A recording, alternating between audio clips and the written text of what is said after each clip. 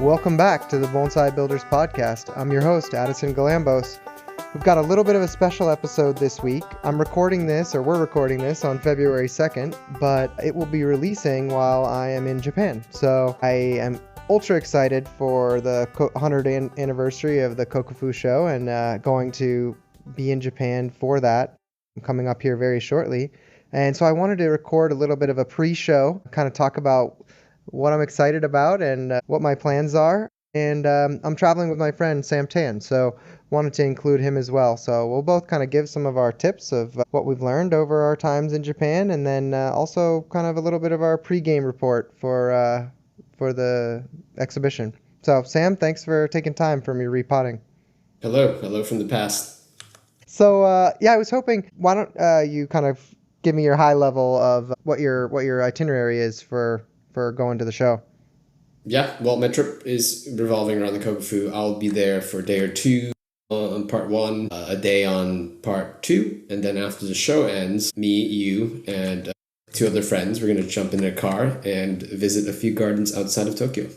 Yeah, I know you've driven in Japan before, but I haven't. I did get my international driver's permit, so I'm legally allowed to, but we'll see how that goes. Hopefully it's not too scary up in the mountains. Yeah, I've only done it once before in Hokkaido, which is much more like country. That being said, we're not driving in the major cities. Like, I'm hoping it's going to be the same, but gosh, who knows? Yeah.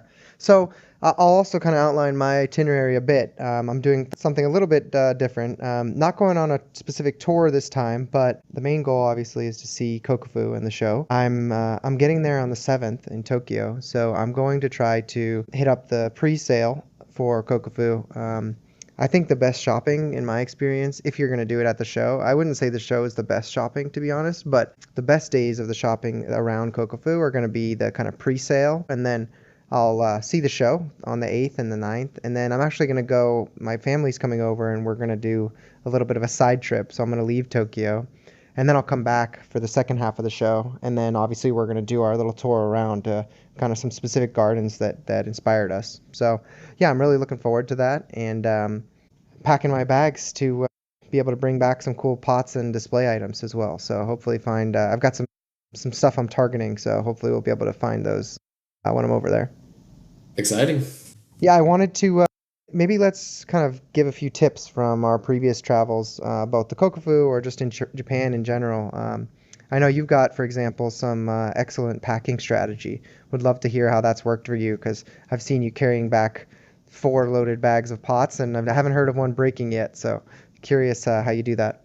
I've done this twice now, where I've used basically the method that I saw Ryan use at Mirai when he would ship pots, which is to use high density insulation foam as kind of a base, and then basically cling wrapping a pot to the center of a one of these boards cut out to the size of your check bag. So essentially the pot sitting in the middle of this board, and it's kind of floating in there, not touching the sides of the bag, and then it's surrounded by clothes or whatever, and then the foam itself kind of pads the bottom of the pot. So I've done that, stacked 2 high, and so far it's worked pretty well. It does mean you have to probably bring the foam along with you from the US. I'm sure you could probably buy it somewhere in Japan. I just don't really know where to get home DIY stuff like that when I'm traveling, so I just bring it with me, and that's worked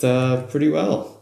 Yeah, it definitely can. I can back that up. I'm doing the same thing this time. I basically, when I go over, I bring over an empty suitcase with omiyage, so like little gifts for my friends, as well as packing foam. I pack pretty light when I travel, so I just need a backpack for myself, for my clothes and stuff like that. So basically just paying for an empty suitcase, but it's good to be able to bring over those gifts and obviously the packing supplies. Yeah, makes sense. Well, there are many ways to do this probably, and I've seen other people have success packing their pots in various ways. I just like that peace of mind. If I'm spending money on, non-trivial amount of money on a ceramic of some sort, I don't want to roll the dice. Yeah, it makes sense. Yeah, absolutely. So any other tips you can think of? I mean, one thing that comes to mind is, I usually fly into Narita Airport, for example, and then take the train. But you can get at the airport a kind of a transport pass. I mean, I have like a Passmo, but there's also like Suica is the other, I think, the other SUICA. And then you can load those with money and then travel all around on the subways and things like that. So that's a very easy way to pay for public transportation. Another one, I guess, would be, unless you're going to be spending a ton of cash money, you can really just go to the ATMs over there. So there's ATMs at every 7-Eleven where you can take out the lowest fee, best transfer rate money. So you can only take out 100,000 yen a day. I think it's like $750 or so, depending on the exchange rate. So if you're expecting to spend more than $750 a day, or you can't like take out for a few days in a row before you make a big purchase, then maybe you have to do some other kind of transit. But otherwise that should do you pretty well. Makes sense. Yeah, that's what I do as well. I try to, in general, when I travel, use a credit card with no foreign transaction fee. And when I do have to pull out cash, yeah, using a foreign ATM, using a debit card with no foreign ATM fee is how I try to optimize for exchange rate. Totally. The other thing I find is that Japan is actually very accessible via Google Maps. So as long as you have internet access, you can get around pretty well on your own. So I've navigated around there a bunch without a tour guide, and it's been totally fine. So I don't know what your experience has been, but I've always found that pretty effective. Yeah, it's really good these days. Obviously, translation apps have gotten really good and really fast, with AI and so on. So yeah, as long as you're tech savvy, there's really no reason you can't get around. Yeah, totally. Okay, so let's get into the meat then. What are you most excited for, and what are you trying to learn this trip? Like, what are your number one kind of things you're studying while you're over there this time? You're assuming I'm trying to study or learn. I And know you're trying to learn, and I know you're trying to study. Let's be real. well, that is a correct assumption. I guess previous two shows I've been to the Kokufu once, and Kokufu-ten I've been to a few times, but I guess last time I went was maybe a year or two ago, and I kind of treated it like if you're an art student going to the Met in New York or something, you're probably there trying to learn something, study something, right, get something out of it, and it is easy to show up at the Kokufu or a big museum and just walk by a whole bunch of really good exhibits, right? If you don't invest time into thinking about what you're looking at, you can just walk the show and be done within half an hour and get lunch. So the past few times I've gone, I've kind of had 1 to 3 things that I wanted to look out for and learn, and I walk the show with those thoughts in my head, and then try to kind of process them and apply them or pull them out of the things that I'm looking at. I will say every time I've gone, and I think this is going to be the same, I don't have anyone really translating for me or giving me a tour or kind of explaining what's going on. I know there are people who go on tours with professionals, and I imagine you get quite a bit more out of that if the professional giving you the tour has a lot of context, history on the trees and so on. But, I try to make do with what I have. I'm rambling, but you did ask me what I'm trying to learn this time. I am still putting that together. When you invited me to do this podcast, I'm like, oh gosh, it's a week from the trip, and I need to set up my learning goals. I mean, I already know that I will be looking into the structure of several trees a lot, especially conifers, because it's from the pictures you can't really appreciate the structure of the tree until you're there in person and you kind of look under the hood, right? Conifer structure is something I just kind of want to understand. How were these old trees built? What are the maybe different schools of thought or different approaches to conifer structure in the show? And can I recognize kind of signature styles, approaches from kind of different schools, different artists? That's something I want to learn a bit more about. Interesting. That would be pretty cool to be able to start to recognize, like, oh, this is a Kimura tree or this is a Shinji tree, just based on the hallmarks, right, that you see in these top level designs. I mean, for my last trip to Kokufu, for example, I feel like I wasn't experienced enough with building trees to be able to start recognizing some of those things. And so I took in and enjoyed the trees, but I really was studying the pots in my first show.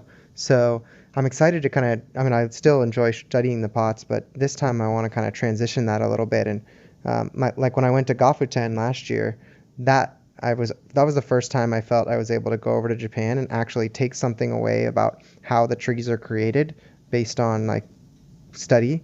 And so I'm very interested to try to apply that to some larger trees this time, right? Because obviously at Kokufu-ten at the Shohin show, I was only looking at smaller trees. So yeah, definitely going to be looking at conifers. I think that's probably going to be my main focus. Um, I also have been practicing my Japanese a lot, especially around bonsai words. So I'm really hoping that I'm gonna be your guide here, Sam. I'm gonna try to rope in some Japanese professionals and see if we can actually have some conversations with them about the trees. So we'll see how it goes. Oh, that's exciting. Well, I hope you beat my ChatGPT and Google Translate instances because they're pretty good too, but maybe a That bit is more true. awkward That is true. than you would be. That's true. I'm hoping they pick up on the excitement of our, in person, but we'll see. We'll see how it goes.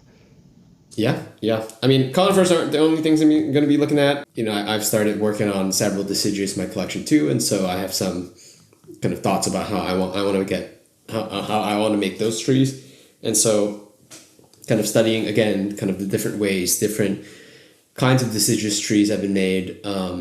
Will probably be very educational. I was already doing that the last Taikan 10 I attended, and even then I was kind of just noticing differences among trees and how they were structured and kind of the end result. I didn't really know the artists behind many of the trees, but I could kind of tell when one tree was built with one approach versus another. So that was interesting, and I hope to continue to be able to spot these kind of patterns in the show. Yeah, it's always fun going to see trees with you because I feel like you definitely have a good eye for the study of these things and pull out some really interesting insights. So it's fun to kind of benefit from that. And hopefully we can rope some of the other professionals and folks into giving us some of their thoughts as well. I think there's going to be a ton of people there, to be honest. I think it's going to be packed with foreigners and hopefully Japanese people as well. But I know that a lot of the folks that I know in the community are going to be there, so should be exciting. Yeah, yeah. I'm looking forward to meeting a lot of people, but also maybe kind of dreading like too many people being there. I have to imagine this is going to be a really well attended show. I just want to make sure I have enough time to actually walk the show and get what I want to get done, and not be pulled aside every a few minutes running to someone I know. Totally. Which Yeah. all good things, but I want to do all the things: socialize and study bonsai. Yeah. Well, there's time for socializing after the show closes. How about that? But yeah, that's a big fear for me as well. I'm thinking, there's so many people going that I really want to see and enjoy the excitement of being over there together with. But I'm just thinking, like realistically, my days are going to be so packed that I bet a lot of those connections are going to fall through. But definitely trying to put studying the trees first. Sunglasses, hoodie up, and just go stealth mode. Yeah, that's true. I think we'll still stick out, but we'll see. Question for you. Which of the, like outside of Kokufu, which of the gardens that we're visiting are you most excited for? So I've never been to Taiga Urushibata's, so I'm pretty interested there. I mean, I studied Ryan. Taiga was Ryan's senpai, and then he studied from Kimura. So I have to imagine there's some kind of shared DNA there in the trees he's creating, and he's a very well regarded artist. So looking forward to seeing what's there. I don't follow a lot of his work, so I actually don't know what to expect. And then I've been to Kimura's garden one time. That was before I really got deep into bonsai, so I had a kind of a superficial appreciation for what I saw, but kind of for the same reasons. I kind of want to see those trees now with a bit more experience, look into them, kind of see what was done to them, how they're made, kind of where his style is at now, and maybe kind of traces of where they were before from the more kind of historical trees he has. Yeah, I think that will be extremely interesting because, again, last time I went, I didn't really know how to make trees, and now I've made quite a few more. So I think it's going to be a kind of a different experience seeing that collection. Yeah, yeah, that's true. I'm excited for that transition too. Not that I feel like I'm, I think there's so much more to learn, obviously, about building trees. But now I feel like I'm at like a minimum level that allows me to kind of reverse engineer some things. So I'm excited for that experience. That'll be my second time at Kimura's as well. I really hope we can find a way to get to Shino-san's as well, to Hojuen. So we'll see if that we can figure that out. But that was one of my top gardens in Japan whenever I visited last year. Um, and then we're visiting someone. Oh, well, I'm also really excited for Shinji's, obviously, because last time I tried to go, it was closed when I got there. I was all the way out in Well, Nabuse. it's a bummer. Yeah, so this time is gonna happen, hopefully. Yeah, so we're going up to Nagano. We'll check out Shinji Suzuki's garden in Obuse, and then Takashi Iura's, Mr. Iura's garden over in Suzaka. And that's also a pretty fantastic garden. Very different than Shinji's. I visited both gardens on my last trip to Taikan-ten, and they were both great. Very different ways, very different styles, very different kinds of trees too. So, and very close together. That is exciting. I'm looking forward to going back to both of those gardens. Yeah, I mean, you really can't learn everything in one trip, just like going to a new show and seeing new trees. So that's gonna be awesome. Yeah, I'm really hoping that we can engage on a little deeper level too than I've been able to in the past, especially since I've been trying to study Japanese the last 8 months or so. I don't think I'm quite there yet. Like obviously having somebody like Kaya along with us, or, somebody who speaks Japanese fluently would would be night and day different. But I'm hoping to be able to have some connection with folks That'd be because people nice. really are a lot warmer and open up whenever you show interest and they could actually know they can speak with you because you understand a little bit. No, it makes sense. Well, I know at Mr. Suzuki's garden, he has several apprentices, who are foreign, and a bunch of them speak some English or some English. So chances are, I think apprentices will be there. And so maybe at least someone's going to be able to talk to us. I had that same experience over at Mr. Kobayashi's garden in Tokyo when I visited before as well. He had, so many foreign apprentices. Oh, we were there together, right? And so there's going to be someone among those apprentices who speaks English who, can tell you about the garden.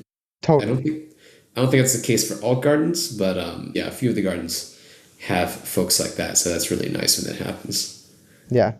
So I also want to see what's on your shopping list. Anything specific that you're like, man, I need to pick this up while I'm over there?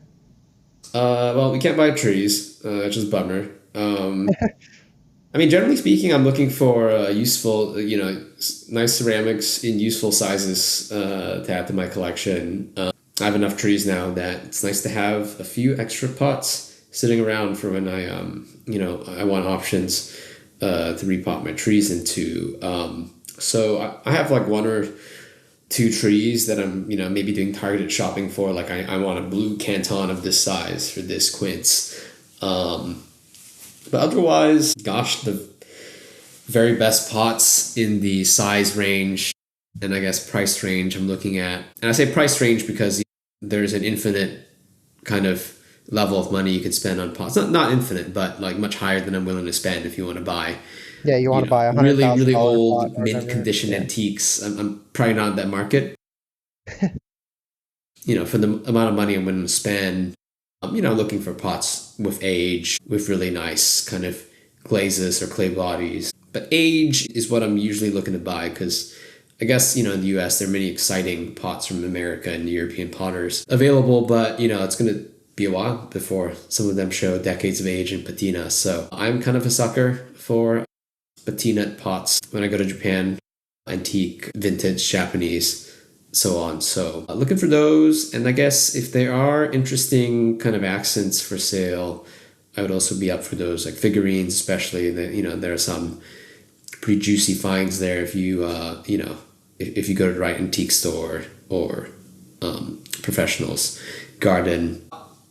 Not super hopeful there. I feel like the accents that are the most beautiful and the most interesting, many professionals keep for themselves for display, right? So if something like that comes along, I'd be pretty interested.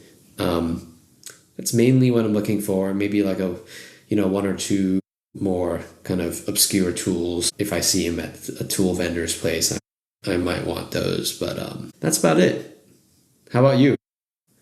Yeah, it's the same for me actually. For me, when I go to Japan, I'm like, okay, I'm only going to be able to bring back like 2 to 4 large pots, depending on how many suitcases I want to bring back, and I want those to be pots that aren't easily accessible in the U.S. Right? So big names and patina, right, is the main thing, and so just looking for some unique stuff for some specific shapes. I always fall into a trap of buying like a lot of small pots, and I don't even have a lot of small trees, so definitely going to try to avoid that this time. I don't need more accent pots. Hopefully, we'll see what we'll see how I do about that. But yeah, trying to bring back some big usable shapes, and then I also and you never know. Like it seems like these things are leaving Japan at a pretty high rate, right? So I think while we have the chance and while they're available is the time to try to acquire them, right?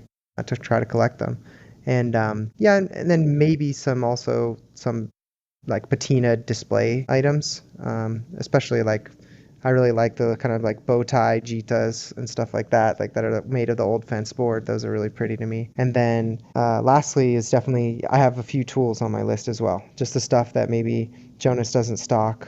There's a few things that I'm looking to pick up. Those are more rote, but yeah, probably the big money stuff will be the pots. Yeah, yeah, same here. And I have to remind myself I don't have to buy pots just because I have the space for it. I'm also at a point where I don't need I don't need pots. I don't really need sitting around. That sounds like a truism, but if it's a medium quality pot that I can get something that I can not I can somewhat easily get here Comparable, at the yeah. same quality. Then I'm not trying to just get a deal and bring something back, right? Yeah, we'll see. I'm kind of curious about what we're going to run into because like you were mentioning before, Kokufu Green Club prices can be a bit higher than if you bought the same item at the garden, but obviously the convenience of everything being there in one place and everyone bringing their most interesting items, you pay a small premium for that, and that might be worth it. But yeah, I kind of wonder what's going to be available and if it's going to line up with what I want. Especially since there'll be so many people too, so people are buying things up as well. So I'm not the guy who is going to line up extra early just to get in first and kind of snag everything up. That wasn't me at the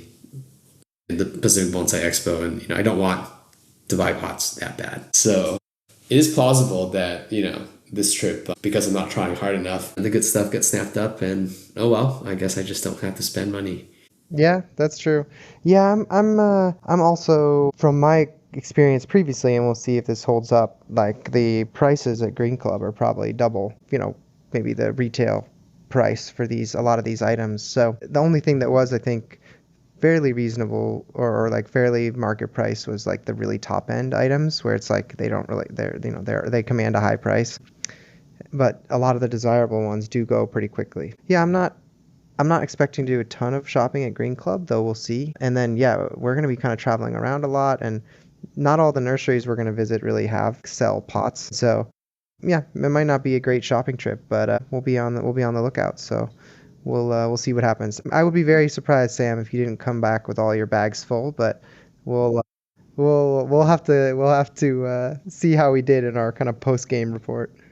Sure. Well, we've talked a lot about like super utilitarian things like, oh, we're going to study, we're going to, find patina pots, but I'm also just looking forward to enjoying the show. Like, I have to imagine there are going to be some really nice trees. There should be some heavy hitters. I imagine a lot of people are trying to win or show at like the 100th anniversary. I actually have no idea if there's any special exhibit, kind of ceremonies, anything around the 100th. Like, no one has told me about anything like that, but if nothing like that happens, if the show was just like a better show because more people were eager about showing their best trees at this show, like that itself will make it worth it. If I did none of these things and I just walked around and I looked at the most awesome trees, the most awesome kind of exhibit that has been assembled in a while, that would be totally worth it. So I'm not just there to be a nerd, though I am, but I'm also just there to kind of enjoy an exhibition of good trees. Yeah, makes sense. I'm really looking forward to that aspect. And I always love being in Japan and the food and seeing friends. And I think a big goal for me is I really want to try to. I've had so many people in the bonsai community there like show me so much warmth, and so I really want to try to with my Japanese, like show them that I'm, trying to reach out to them as well to say thank you for the, unique experiences they've helped me have in the Japanese bonsai community. Those are my two kind of looking forward to items. All right, well, we can kind of keep this short and sweet. I wanted to just make sure that I was keeping to my schedule, and I felt folks would kind of be interested in the little pre-game report so we can kind of compare and contrast it with our post-game. So maybe after Kokufu, we can resync up and just talk about, where our impressions were, where our best impressions were, and then also, what surprised us and like what was different. And I'm definitely gonna take pictures of how many bags you bring to the airport. No, I'm just kidding. I have pictures from my previous trips. It was pretty intense. Well, I guess my wife isn't coming on this trip, so I don't have her extra baggage space too. So I really gotta, control myself this time. Well, there are always ways to make it happen. Yeah, true. Well, I really appreciate you taking the time, Sam. I know you're really busy with repotting, and I'm actually on a work business trip right now, so recording from a little bit of a different setup. Hopefully it sounded okay. But yeah, thanks everyone for tuning in, and hopefully you're following along at Teeny Trees. I'm going to be posting a bunch of pictures of, my experiences while I'm over in Japan, and yeah, feel free to leave any questions or thoughts that you might have about traveling to Japan, and I can try to answer them whenever we do our recap. Cool, Addison. Well, I'm looking forward to it as well, and I guess I'll see you in the future in Yeah, I'll Japan. see you soon. Bye, Sam. See ya. Bye.